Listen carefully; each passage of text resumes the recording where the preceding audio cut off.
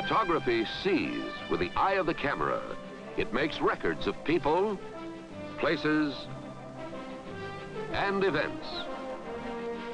Photography shows how things happen. It lets you see the world about you right here in your classroom. It is your window on the world. Now Kodak, through photography, brings you this edition of the Screen News Digest.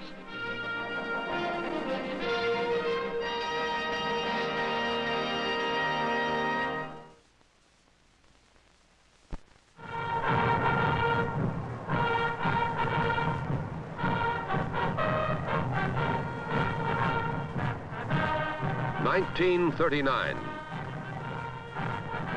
Adolf Hitler is Chancellor of Nazi Germany, and Berlin is the capital and showplace of the Third Reich. The empire, the Führer says, will endure for 1,000 years.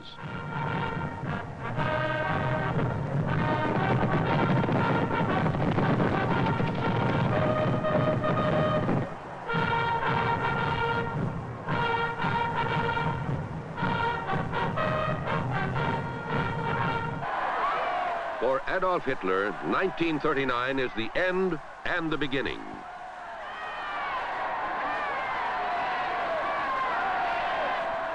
The end of the Führer's unchallenged expansion of the Third Reich, the march into the Rhineland, the Anschluss with Austria, the annexation of the Sudetenland, and the occupation of Czechoslovakia.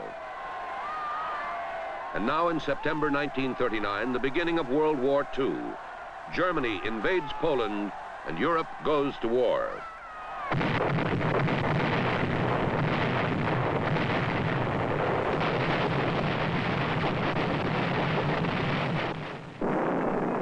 Adolf Hitler's dream of conquest is transformed into a fiery nightmare for his country, his people, and his beloved Berlin. And in 1945, the jaws of a giant vice clamp shut on the German capital. Russian troops close in from the east, and Allied forces advance from the west. The Nazi army is in full retreat.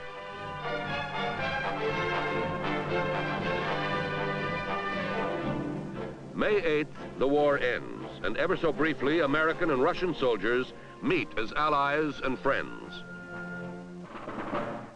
German Field Marshal Keitel surrenders Berlin.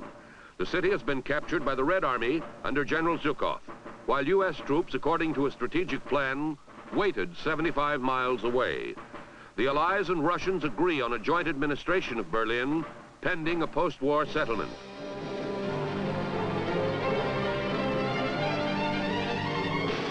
In July 1945, President Truman and Prime Minister Churchill meet at Potsdam with Premier Stalin to partition Germany and settle the terms of its occupation.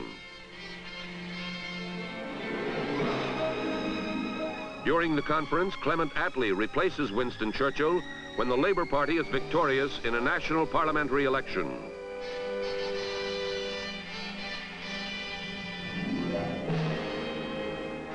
The Big Three agree at Potsdam to divide Germany, the Allies occupying what is today West Germany, and the Russians East Germany. 110 miles inside the Soviet zone, Berlin is placed under U.S., British, French, and Russian control. But the Western powers neglect to get unlimited access to and from the city through Soviet-occupied East Germany. Then it begins, a river of refugees making a choice between communist East Germany and Allied West Germany, traveling any way they can, long hours, endless days, on trains that are pitifully slow and unbelievably crowded. They return to a skeleton city. 85% of Berlin's buildings have been destroyed or damaged.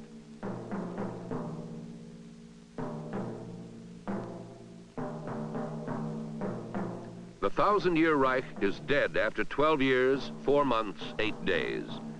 And now a new nation, a new future must be built out of the ruins of our ravaged cities.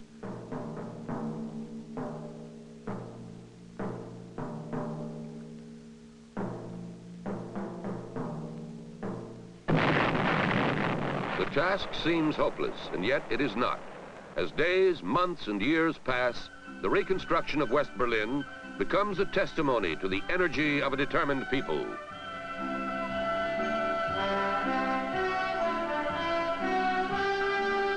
In these difficult times, the people of West Berlin develop a tenacity and independence that will be tested many times in many crises during the years ahead.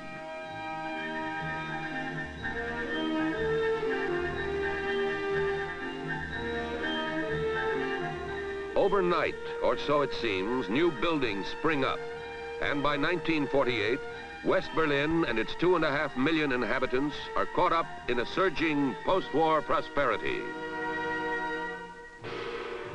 In the Soviet sector of the island city, there is increasing embarrassment. Soviet leaders cannot hide the pitiful pace of communist reconstruction.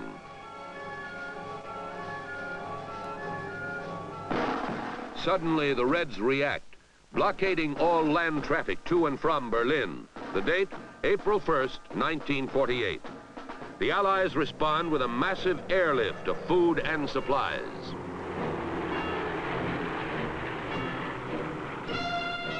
Planes land at 3-minute intervals around the clock, and more than 2 million tons of cargo are flown into the city. The Allies will not be starved out of Berlin. And after 18 months, the blockade is lifted. In September 1949, traffic again rolls over the Autobahn, the highway through the Soviet zone that links West Germany with West Berlin.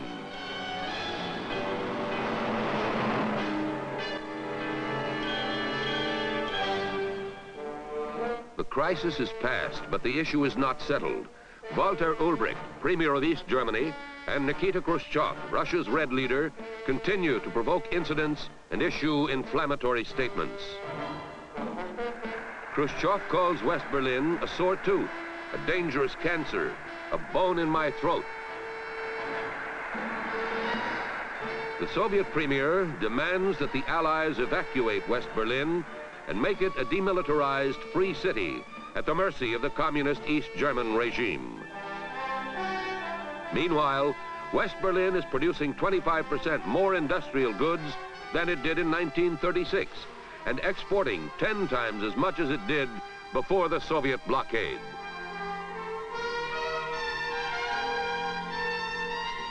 In June 1953, unrest in East Berlin erupts into a workers' revolt. Stones are hurled against tanks in a courageous but hopeless demonstration of defiance. 50,000 persons take part in the uprisings that spread from East Berlin to other parts of East Germany. Hundreds die before the revolt is crushed. Many who live flee. Upwards of 2,000 refugees a day cross from east into West Berlin. And by 1960, the post-war total reaches 3 million persons. Once again, the communist regime cracks down, this time digging up streets between East and West Berlin, setting up barricades and barbed wire to halt the exodus to freedom.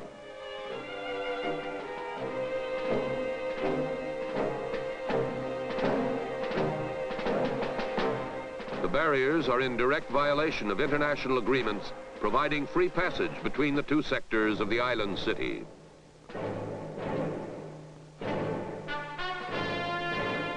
But the increased security and strengthened barricades still cannot halt the flight to freedom. Refugees, old and young, men and women, boys and girls, find the will and the way to cross into West Berlin.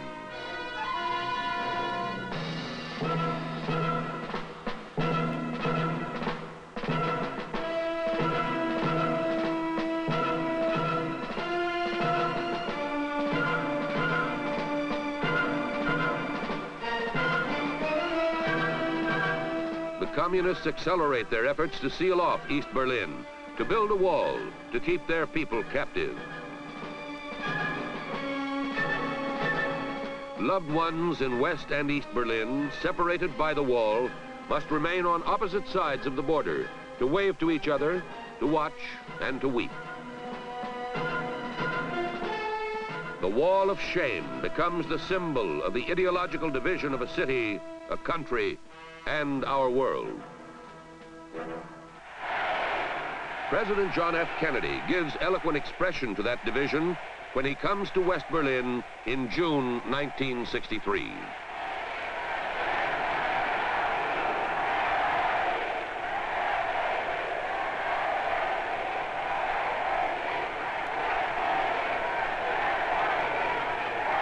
Thank you.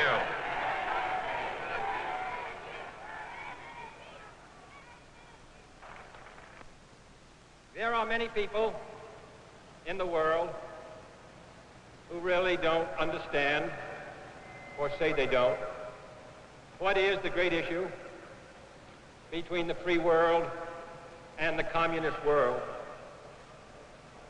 Let them come to Berlin.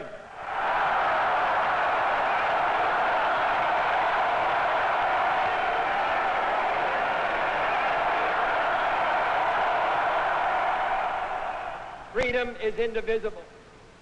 And when one man is enslaved, all are not free.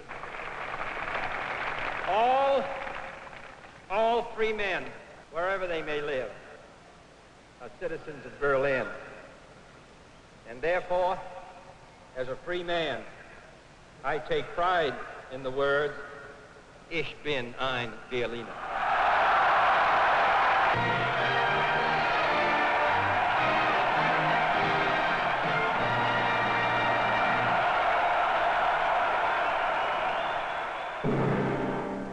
In the 5 years that follow, the communists consent from time to time to allow brief periods of free passage between East and West Berlin.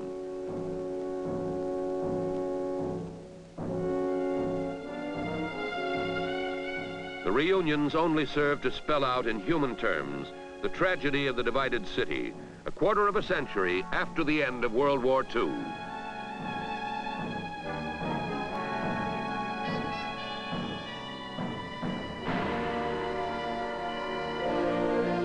Industrially, West Berlin continues to grow and prosper.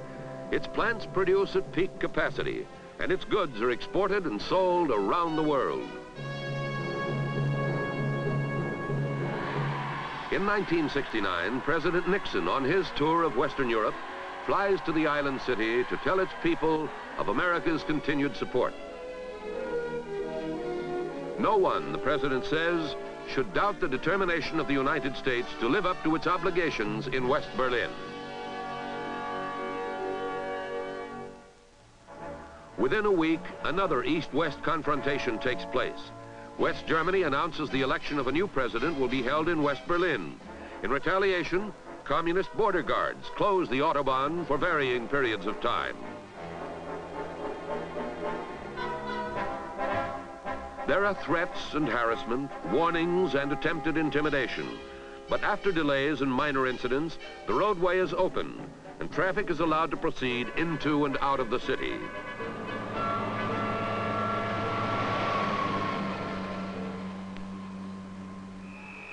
And the West German presidential election is held as scheduled, with more than 1,000 delegates coming to West Berlin to cast their ballots.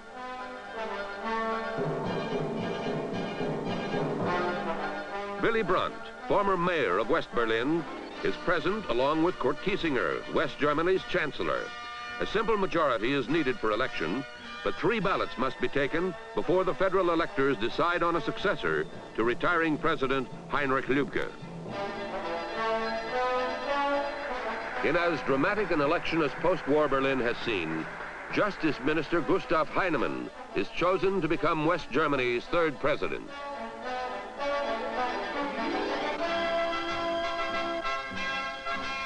The island city has passed through another perilous time, living as it has lived for 30 years, day to day, month to month, crisis to crisis.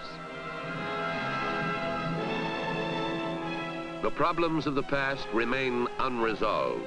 The dangers of the present continue unending at the city, the place, the border where West meets East. Freedom faces communism, and the world watches, waits, and hopes.